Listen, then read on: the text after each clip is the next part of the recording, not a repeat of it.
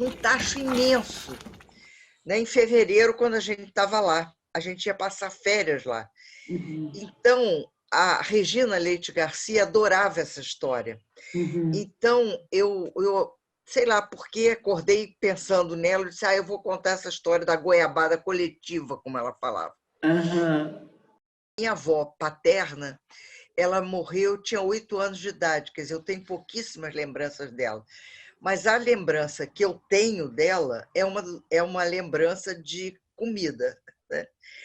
Nós íamos visitá-la, ela já estava de cama, e a gente chegava no quarto dela, ela estava deitada, e tinha um armário baixinho ao lado esquerdo dela. Então ela dizia, põe ali aquela terceira latinha, põe ali a quinta latinha, porque as amigas dela levavam coisas para ela, e dessas latinhas saíam coisas maravilhosas. Uhum. Saía biscoito de polvilho, saía biscoito de araruta, que era uma coisa maravilhosa, saía doce de figo, que meu pai adorava e eu também. Saía aqueles doces secos de abóbora, de batata doce, roxa, que eles são secos por fora e molhadinhos por dentro, né? Faz com, ou aqueles outros em pedaços que faz com cal, né? Enfim, era uma pequena maravilha aquilo. Então, a lembrança que eu tenho dela é essa. As únicas vezes que eu vi meu pai e minha mãe brigarem publicamente, né, era quando meu pai, que detestava alho, detestava cebola, e eu não sei como todos os filhos amavam cebola e amavam, e acho que é por causa da minha avó materna. Meu pai brigava com a mamãe quando aparecia um pedaço de cebola num arroz que ele estava comendo, né? Era uma loucura. E ele dizia que na família dele se fazia comidas deliciosas sem absolutamente ter cebola. Era a tia Maria, que a gente chamava de tia, casada com o tio João, mas que de fato eram primos, né, do meu pai. E ela fazia uma cabritada maravilhosa.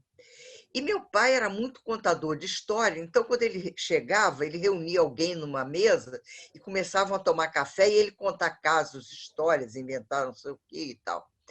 E nesse dia, a minha mãe foi na cozinha, porque era feito o cabrito no fogão de lenha, na cozinha fora da casa, né? E chegando lá, ela encontrou em cima da mesa uma bacia, dessas bacias de metal que se dava banho em criança antigamente, mas que se usava também na cozinha, com 4,5 kg de cebola picada. Então, ela pegou aquilo e levou para o meu pai, olhou, chegou perto com aquela bacia na mão e disse assim, isso aqui é o que vão botar no cabrito, você não vai comer, né? Qualquer coisa desse tipo assim. Ele olhou e continuou contando o caso. Ele fingiu que não tinha visto, uma coisa inacreditável. E comeu o cabrito, entendeu? Comeu o cabrito, porque o cabrito era maravilhoso, porque tinha 4,5 kg de cebola, entendeu? Passava muitas vezes carnaval lá, e era muito divertido, porque a gente ia, tinha banho de rio, né?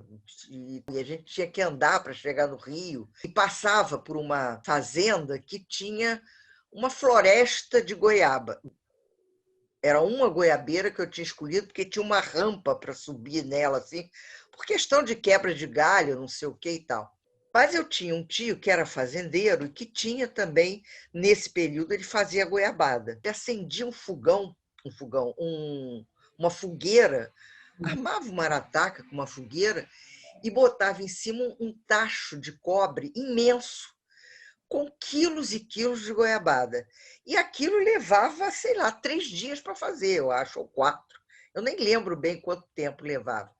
Mas aquilo ficava ali e aquilo ficava com uma enorme espátula, né, que era a colher que mexia, e a gente ficava brincando e entrava na casa dele, saía da casa dele, entrava. E cada vez que a gente passava, a gente mexia um pouquinho aquele doce, porque o doce de goiaba ele precisa ser mexido sempre, né? E no fim nós comíamos, né? Era uma goiabada cascão, assim, absolutamente deliciosa. receita, os livros de receita. Eu nunca tinha visto isso na minha vida, porque minha mãe não era cozinheira, minha mãe odiava a cozinha. Minha avó cozinhava muito bem, mas ela sabia fazer.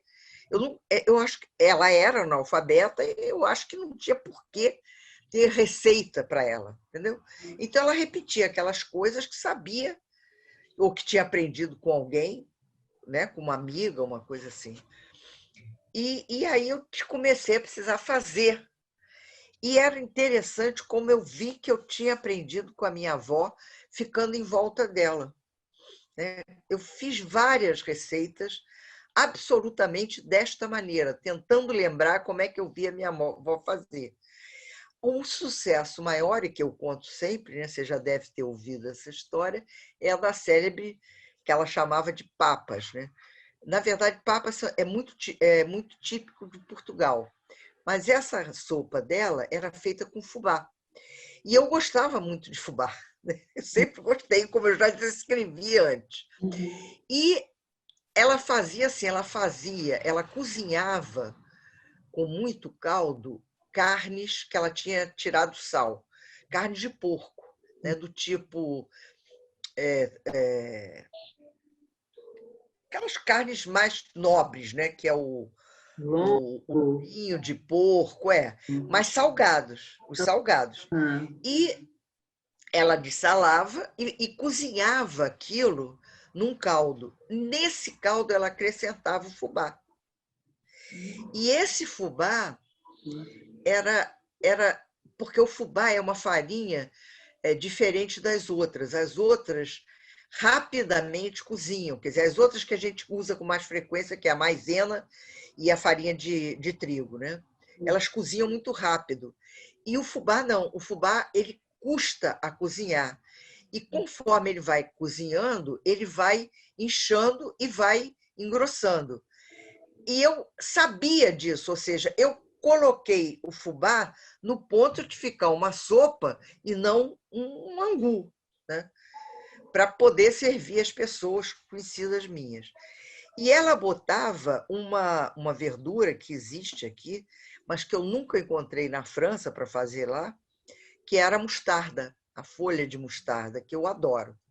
E nessa sopa ficava, porque dava um ardidinho, ficava absolutamente maravilhoso. E lá na França, você tem que aprender a cozinhar, não só por necessidade, mas por prazer, entende? Porque eles cozinham, a comida para eles tem uma importância enorme. Eu tenho uma cena assim absolutamente maravilhosa. Eu morava relativamente perto de uma rua, que é uma rua em subida, que se chama Rua Mouffetard, e que de manhã cedo e à tarde, depois das 4h30, 5 horas, era uma feira só. Quer dizer, tinha barraca que vendia tudo, verduras, legumes, peixe, aves, enfim, de baixo aqui até lá em cima. E um dia, numa peixaria, que era na parte de baixo, as peixarias ficavam na parte de baixo, eu vi uma criatura chegar com uma bolsa pesada, né? Uma bolsa grande, pesada, tirar uma frigideira mais ou menos desse tamanho assim, e dizer: eu preciso de um pedaço de atum para 4 pessoas que caiba nessa frigideira. Aí tinha, gente, aí tinha um atum em cima do mostrador lá, do mostruário. Aí o senhor cortou um pedaço do atum e veio com esse pedaço do atum inteiro e botou na frigideira e ficou menor. Aí ele disse: não, é o próximo. Aí volta lá, corta outro pedaço e traz e cai junto. Aí os dois se olham maravilhados, porque chegaram à justa medida do atum para aquela refeição que ela tinha pensado, entendeu? Então, essa coisa na França são cenas que se repetem de maravilhamento com a cozinha, que você acaba vendo que aquilo ali é um lugar de muito prazer. O que eu faço muito é aproveitar frutas, né? Quando a maçã está chegando no fim, eu faço doce de maçã, mas aí eu faço sem açúcar, quer dizer, para me agradar, entendeu? Para eu poder comer, né? Sem culpa. ou pera, ou banana. Eu faço muito esses doces de fruta, essas frutas, quando elas estão acabando e eu percebo que elas já estão ficando moles ou meio estragadinhas e tal. Então eu faço, mas sem botar açúcar, só para. Ontem eu fiz banana, por exemplo. Mas a minha avó mais próxima, que a gente morava uma rua dela, né? E com quem eu passava muito tempo, ela fazia doce de fruta. Ela arranjou, eu me lembro de uma vez, até marmelo, porque no Brasil não tem marmelo, né? Que faz marmelada. Uhum. Tem na Europa. E ela arranjou, de alguma maneira, ela arranjou marmelo e fez marmelada para gente. Mas a marmelada que ela fazia, mais deliciosa, era com cajá, que ficava um doce amarelinho, brilhando que nem sol.